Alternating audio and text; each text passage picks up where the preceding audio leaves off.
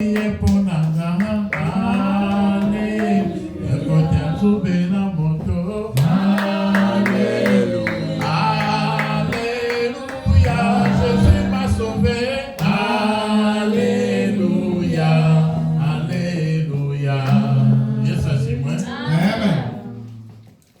est bon. Est-ce que nous pouvons acclamer Jésus-Christ là où nous sommes? Le thème de ce soir, je l'ai intitulé Retour à l'expéditeur. L'expéditeur, c'est comme si tu recevais une lettre, on t'envoyait une lettre, mais tu n'es pas arrivé. Ils se sont trompés des adresses. Qu'est-ce qu'on fait? On retourne cette lettre-là. De même, le diable aussi peut lancer des flèches contre toi, peut faire quelque chose de mauvais contre toi, mais par ta prière, comme tu as devant toi Jésus-Christ, comme Alpha, Yesu Kristo ari imbere yawe nka Alpha akaba n'inyuma nka Omega, au milieu comme Emmanuel, hagati nka Emmanuel. Ces flèches là vont faire un retour à l'expéditeur. Iyo myambi rero ahita yisubiza kuba yohereje. Amen. Nous allons nous lever. Reka duhaguruke pour écouter la parole de Dieu. kugira ngo twumve ijambo ry'Imana. Première parole ijambo rya mbere dans le livre de Daniel, mu gitabo cya Daniel, chapitre 6, ibice bitandatu, verset 10. Daniel ibice bitandatu. Daniel 6, verset 10. Daniel ibice bitandatu, murongo verset 10. Oui, chapitre 6, verset 10. Uwahabonye hasome ibice bitandatu murongo w'icumi. Yose ndahagera ariko uwahabonye hasome Daniel ibice bitandatu murongo w'icumi.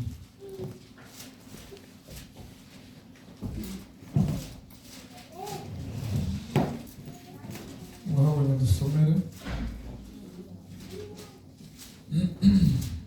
Daniel chapitre 6, le verset 10. Kadusome nahageze ibice bitandatu murongo w'icumi. Turasoma mu izina rya Yesu Kristo. Amen. Aravuga ngo maze Daniel yumvise ko urwandiko rwashizweho ukuboko agiwe, kandi amadirishya y'inzu ye yarakinguye yerekeye Yerusalemu. Akomeza kujya apfukama gatatu ku munsi asenga Imana ye, akayishimira nk'uko yari asanzwe agenza. Amen. Amen. Deuxième passage, c'est toujours là, Daniel chapitre 6, Muri Daniel nyine ibice bitandatu murongo verset 18 à 24. murongo wa 18 tukageza kuri 24. Verset 18 à 24. Daniel nyine ibice bitandatu murongo wa 18 tukageza kuri 24. Turasoma mu izina rya Yesu Kristo umwami w'abami. Amen. Nuko umwami asubira mu nzu ye akesha ijoro yiraje ubusa. Ntibamuzanira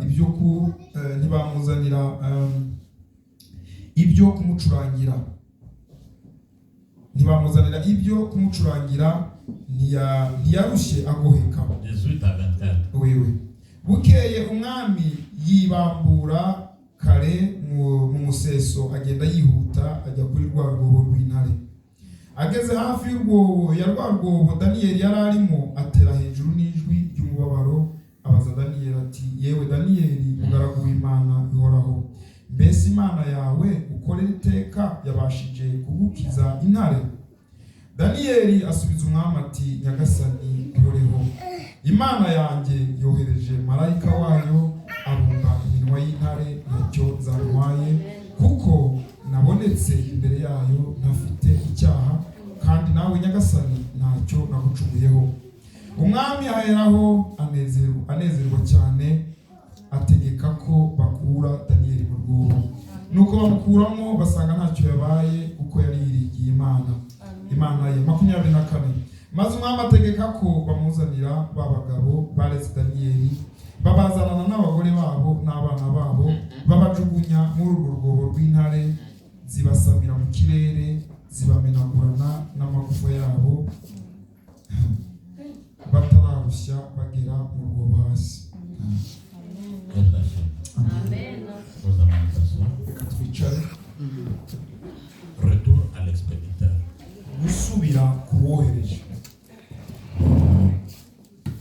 Daniel, Daniel, comme nous le savons tous, a été déporté nkuko tubizi twese yarasubijwe inyuma en esclavagisme mu buretwa dans la Babylone. muri Babiloni.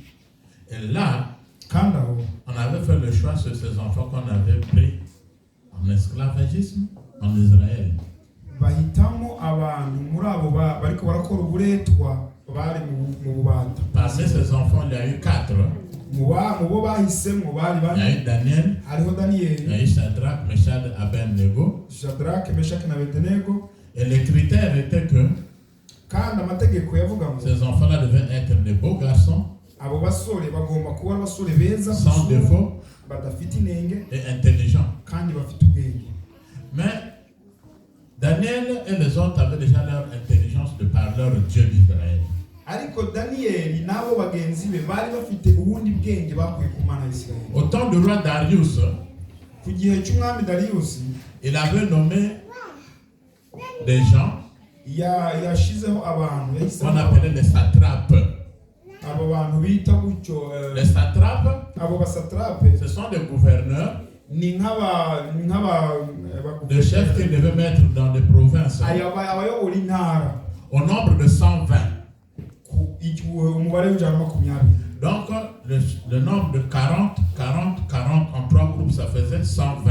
Rero bagomba kuba 40 mu mirwi itatu bose hamwe bakaba. Ce sont ceux-là qui devaient maintenant coiffer Abo rero nibo bagomba dans les provinces. Bagomba coiffer. Oui, qui devaient diriger. Aho murambabarira iryo jambo coiffer mu gifaransa. Ils devaient diriger, ariko commander. indi sobanuro ni ukuyobora. Et sur ces 3 groupes-là, Kandi muri iyo mirwi itatu il devait avoir 3 chefs. hagomba kuba abayobozi. Suivez-moi très bien. Mumurikire Et neza. chaque chef devait diriger 40 personnes. Kandi umuyobozi umwe muri abo batatu wese yagomba kuyobora abantu 40. Et parmi ces 3 chefs, Kandi muri abo bayobozi il y avait Daniel. harimo na Daniyeli. Écoutez là où commence le problème. Mwumvira ikibazo Il cyatangiye. avait Daniel. Hariho Daniyeli Et ces chefs-là, kandi abo bayobozi qu'on avait mis bashizeho avec les satrapes, bayobora abandi bayobora intara ils avaient pour rôle, bari bafite umurimo. ils le représentaient, c'était le chef administratif bari baserukiye ubuyobozi et le chef judiciaire, la kandi juridiction. baserukiye n'ubucamanza. Yes, chez moi. Amen. Mais le roi Ariko umwami Darius avait Darius vu en Daniel, yari yabonye muri la Bible Daniyeli, déclare un esprit supérieur. yari yamubonyemo umwuka uri ku rwego rwo hejuru. Pourtant, il y avait des gens, Kandi hariho abandi 120 personnes, abandi 120 plus 3 chefs, n'abandi bayobozi nabo batatu. Mais le roi ariko umwami avait seulement vu en Daniel abona muri Daniyeli l'esprit supérieur. uwo mwuka Je w'imbaraga. proclame Ndategeka et je prophétise pour toi kandi ndahanura que tu as un esprit supérieur ko aujourd'hui. ugira umwuka Que uri tes enfants ont un esprit supérieur parmi les abana autres. bawe bagira umwuka uri rwego Que hejuru. dans l'école, qu'ils soient toujours les premiers. ishuri bahore baba mbere mu Et masomo. partout, vous allez que vous priez toujours même au travail. Aho mujya hose kandi muze musenga no mu kazi. C'est ce qu'on avait vu en Daniel. Ibyo nibyo rero babona. L'esprit supérieur venait d'où? Uwo mwuka rero w'Imana uri rwego hejuru L'esprit waturuka. supérieur venait de Uwo Imana. Dieu. mwuka rwego hejuru uva ku Mana. Dieu donne de l'intelligence. Imana nitanga Je me ubwenge. rappelle d'un roi, Ndibuka umwami il s'appelait Salomon. yitwa Salomo. Il avait la richesse, Yari afite ubutunzi. il avait tout. Yari afite Il byose. avait demandé 2 choses à Dieu. Ariko asaba ibintu bibiri Imana. La connaissance, Kumenya la sagesse ubwenge et l'intelligence. La n'ubushishozi. sagesse Ubushishozi et l'intelligence. n'ubwenge. Dieu soit chez moi. Amen. Donc Dieu donne aussi l'intelligence. Imana rero Dieu itanga donne aussi la sagesse. kandi igatanga n'ubushishozi. Maintenant, à partir de là, Rero uhereye kuri ibyo contre le 120 abo ijana na makumyabiri abo bayobozi ijana na et les makumyabiri 2 autres chefs n'abo babiri bandi ont entendu cela, bumvishe ibyo ils ont commencé à monter un coup contre Daniel. batangira kumutegurira ikintu kibi Daniyeli. Vous voyez la cause qu'on avait maintenant dans la force de l'union, ça commence par là. ni naho byahereye kugira ngo azatangwe mu rwobo rw'intare byatangira aho ngaho. Ils n'étaient pas d'accord. Ntabwo bari Et bashyigikiye la jalousie a commencé. umwami yamutekereza La haine a commencé. C'est là le problème. aho ni ikibazo Dans la vie, mu buzima nous les hommes, On n'aime pas quelqu'un qui te dépasse.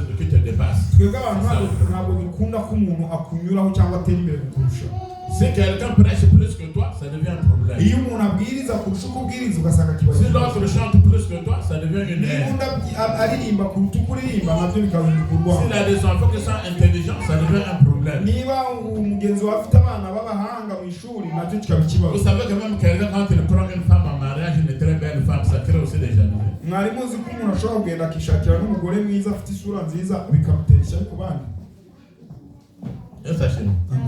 Oui, j'ai entendu des gens. Comment le monsieur a fait pour avoir une telle femme? Mais c'est la grâce de Dieu. La jalousie commence. Dans notre vie, les gens ne veulent pas que, d'autres ne veulent pas que tu sois habillé plus qu'eux. Que tu achètes une belle voiture plus que l'autre. Que tu construises une maison plus que l'autre. Ce qui tue le monde aujourd'hui, c'est la jalousie et la haine. Et ils se sont complotés pour chercher maintenant une faute sur Daniel. Mais la Bible déclare qu'ils avaient cherché de faute sur Daniel. Ils n'en avaient pas trouvé. Que l'innocence vous protège. On peut dire quoi? Que Daniel a fait un combat. Le seul contre tous. Tu peux être seul dans ta situation. Tu peux être seul dans ton problème. Mais dis-toi que tu n'es pas seul, tu es avec Dieu. Je me rappelle d'une personne, un prophète, on l'appelait Élie. Il s'est retrouvé devant 850 faux prophètes. Oui. 450 prophètes d'Astarté et 400 prophètes de Baal. Total 850. Mais Élie n'était pas seul. Élie était avec le Dieu. Joseph, devant ses frères, on l'avait haï. Il était seul. Les frères pensaient qu'il était seul. Alors qu'il n'était pas seul, il était avec Dieu. David, ses frères étaient contre lui. Ne l'aimaient pas, même dans ses décisions. Mais David, le plus petit qu'on envoyait dans la forêt pour aller garder, c'est celui-là que Dieu a pris, qu'il a mis maintenant comme roi. Il n'était pas seul, il était avec Dieu. Avec Dieu. Dis-toi que tout le monde peut t'abandonner.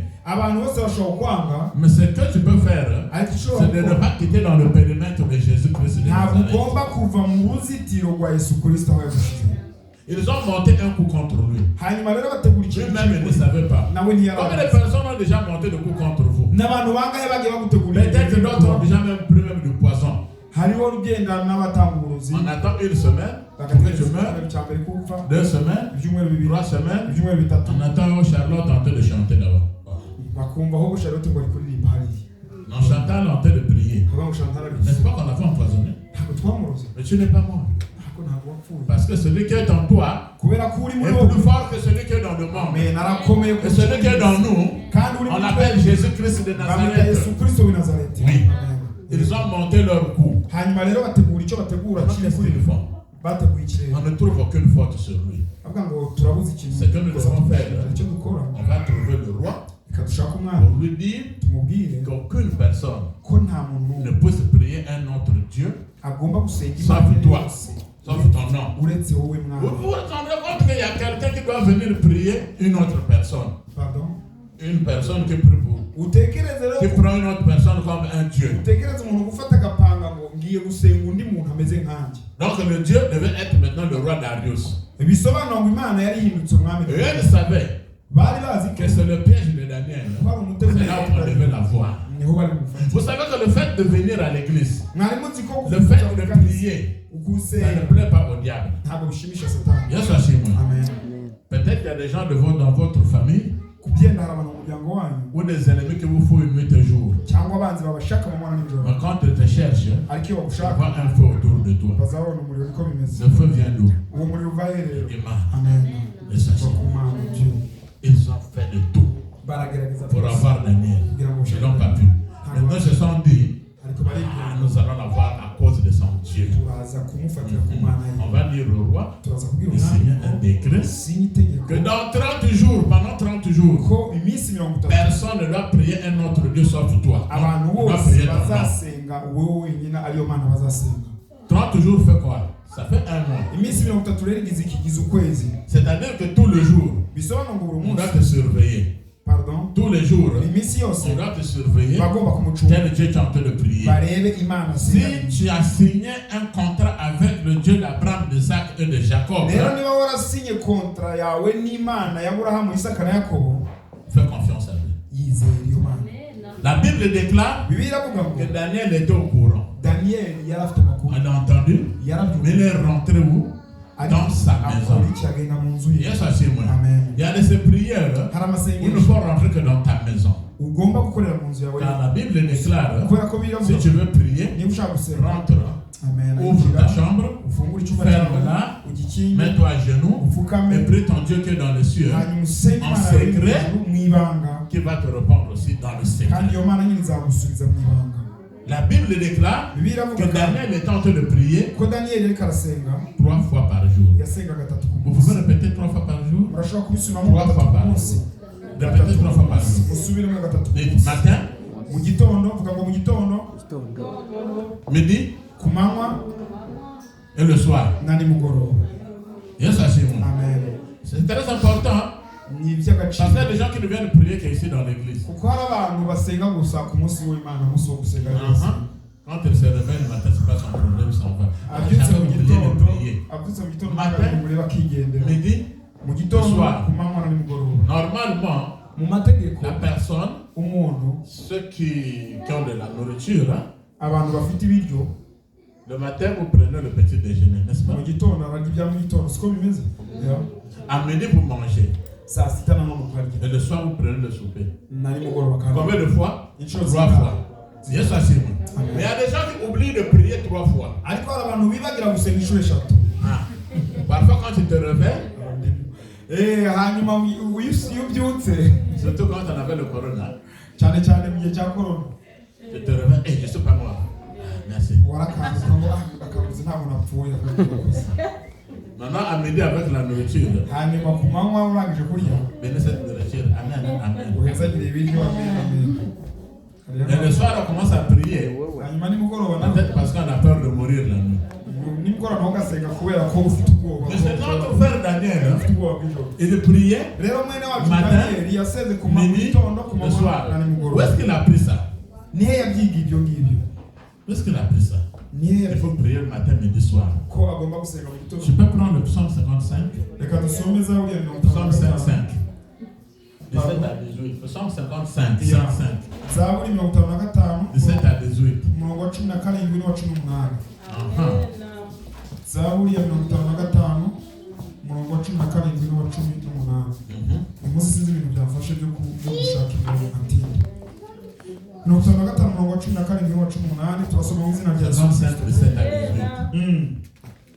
nimugoroba na mu gitondo no ku manywa y'ihangu nzajya niganyira niha nawe azumva ijwi ryanjye.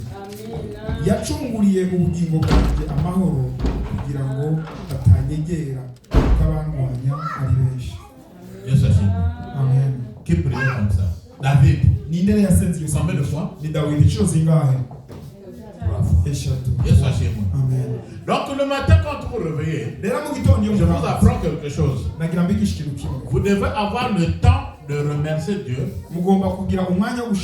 et dévaster tout ce que le diable est venu semer sur vous la nuit.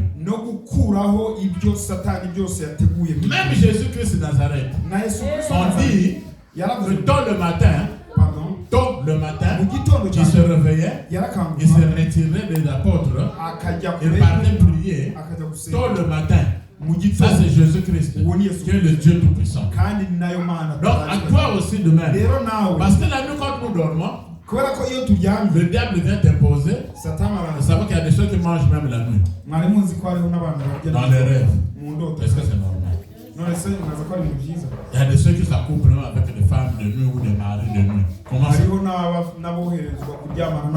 Il y a des ceux qui sont pourchassés même par des militaires, par des chiens, par des serpents. Il y a des ceux qui voient même des gens qui étaient morts de peu longtemps de la famille. Maintenant, quand tu te réveilles, ça, c'est la science du diable. C'est une science diabolique. Mais nous avons celui qui est omniscient, le Dieu qui est au-dessus de toutes les sciences. Donc tu as un pouvoir que Dieu t'a donné. Quand tu te réveilles, tu annules tout ce que le diable est venu faire sur toi, sur tes enfants, sur ta famille, et tu prends ces effets-là. Tu renvoies ça chez le diable. Retour à l'expéditeur. Retour à l'expéditeur. Retour à l'expéditeur. Au nom de Jésus-Christ de Nazareth. Et parfois tu entends que la personne est tombée là-bas. Le psaume 35, verset 7 à 8. Psaume 35, verset 7 à 8.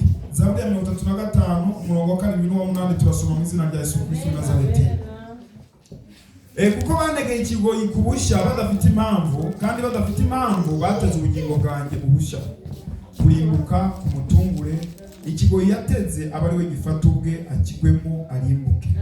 Yesu ashimwe. Amen. Les trous qu'ils nous ont creusés, ibyo bacukuye, eux-mêmes ils rentrent dans ces trous. Ibonyine babigwe. Les filets qu'ils ont tendus, imitego bateguye, eux-mêmes ils rentrent dans ces filets. Bo bayigwemo. Oui. C'est vrai. Quelqu'un t'allait rentrer dans les loges. On lui a demandé 3 personnes dans la famille. Quand il est allé rentrer dans les loges, c'est lui-même qui est parti. Maintenant, quand tu lui demandes les gens, il va programmer toi.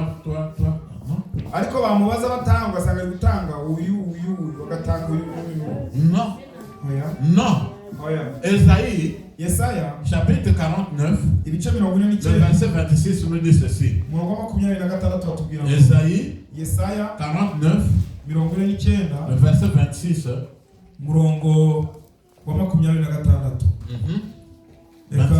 Esaïe 49, 26. Amen.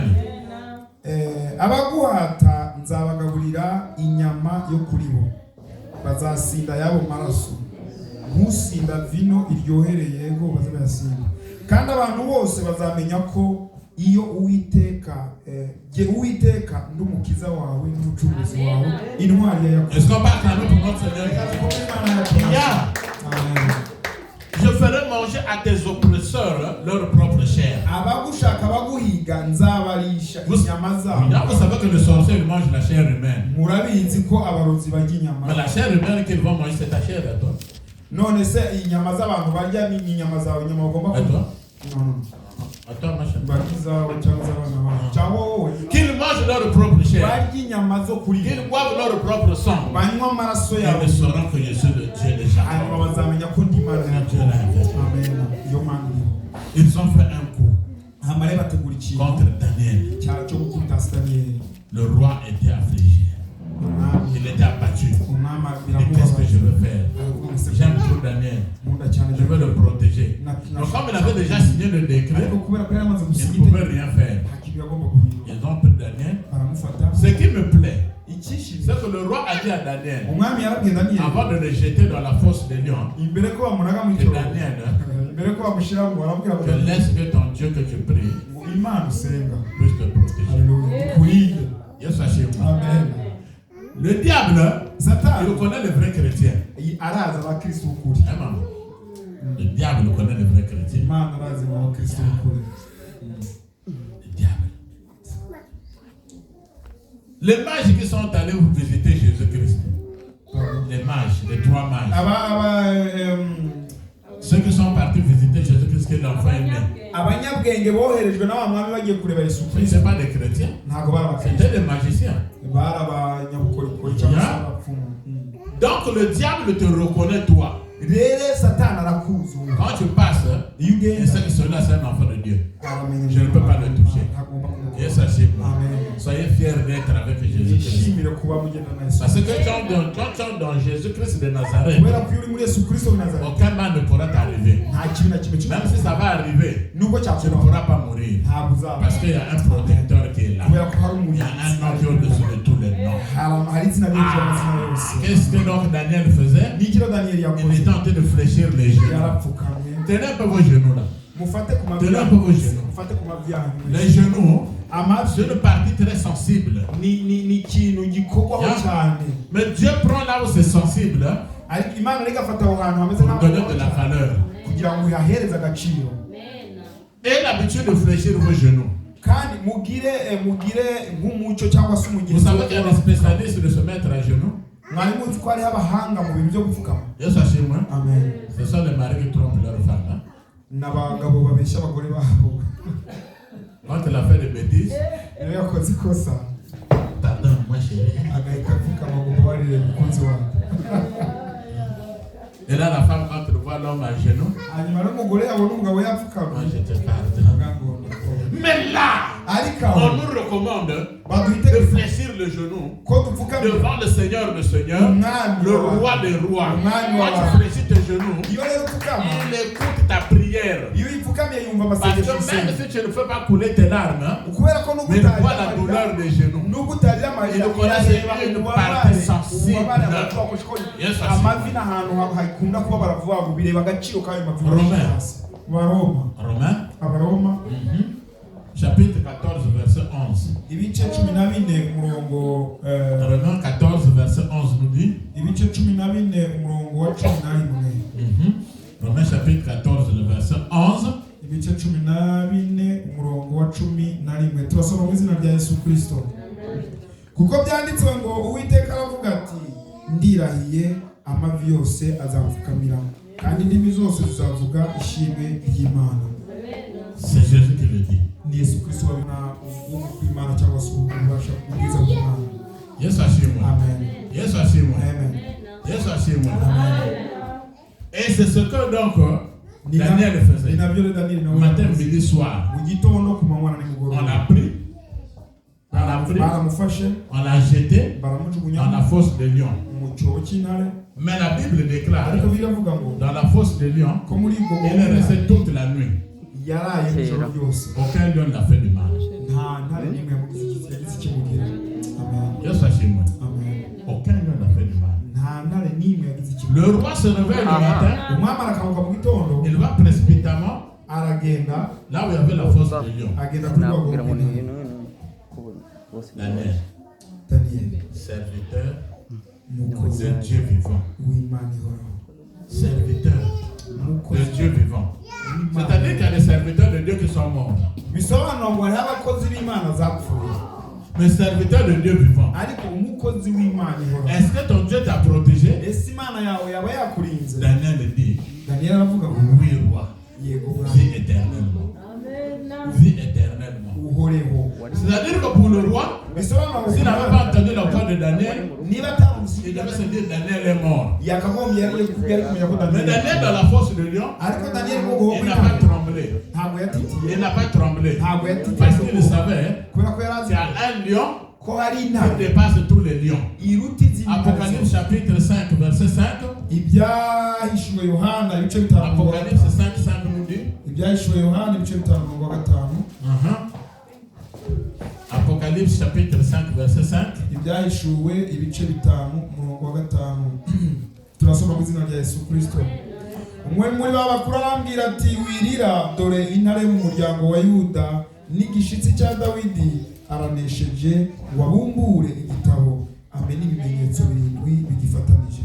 Yesu ashimwe. Amen. Le lion de la tribu de Juda. C'est celui-là qu'on appelle Jésus-Christ de Nazareth. Combien de gueules de lions sont ouvertes contre vous? Combien de lions, de bouches de lions, de gueules de lions qui sont ouvertes contre vous? N'ayez pas peur. Parce que en nous, nous avons un lion qui dépasse tous les lions. C'est le lion de la tribu de Juda. On l'appelle Jésus-Christ de Nazareth. Amen. savez que le diable aussi c'est un lion. 1 Pierre, chapitre 5, verset 8. 1 Pierre, chapitre 5, le verset 8 nous dit. Amen. Mwirinde ibishindisha mube maso kuko umurezi wanyu Satani azerera nk'intare yivuga ashaka kubacocomera. Vous devez veiller. Parce que Satan rôde autour de vous comme un lion rugissant. Donc l'histoire des lions n'est pas encore finie. Mais nous avons un lion qu'on appelle Jésus-Christ. Daniel a dit Dieu a envoyé un ange. Un seul ange. Dieu s'assied moi. Qui est venu et qui a fermé les gueules des lions. Pas un lion, beaucoup de lions.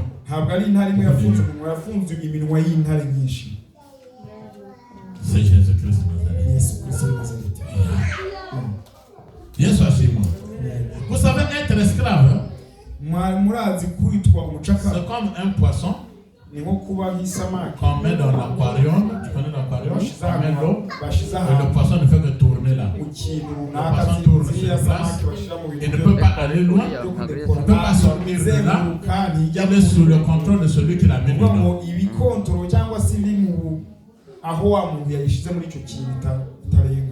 Je vous demande de ne pas être esclave de péché.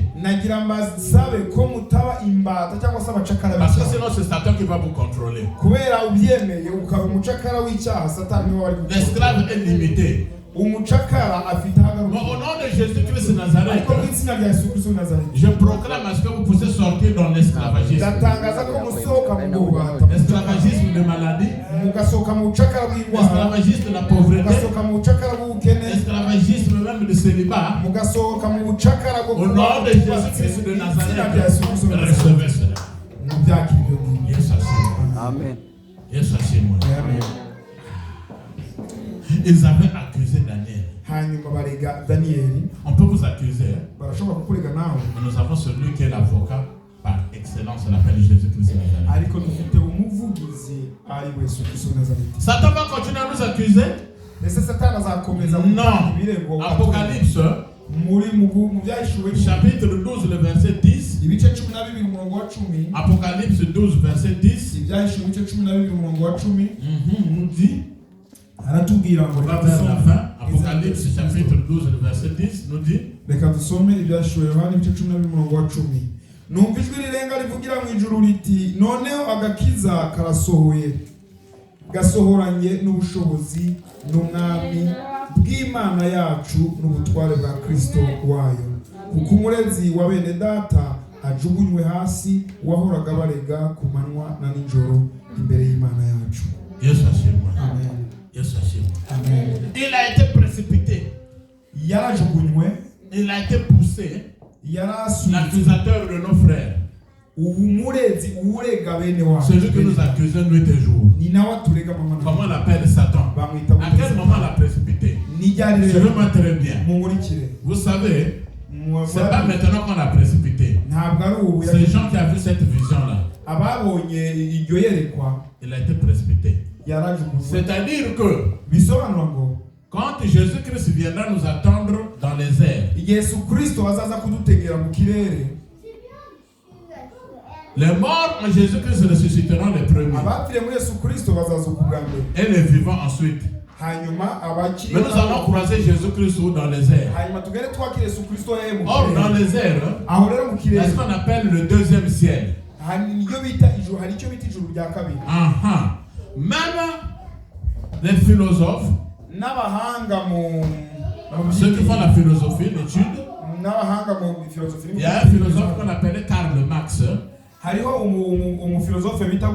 Il a écrit dans son livre que Saturne, planète Saturne, est la demeure de Satan.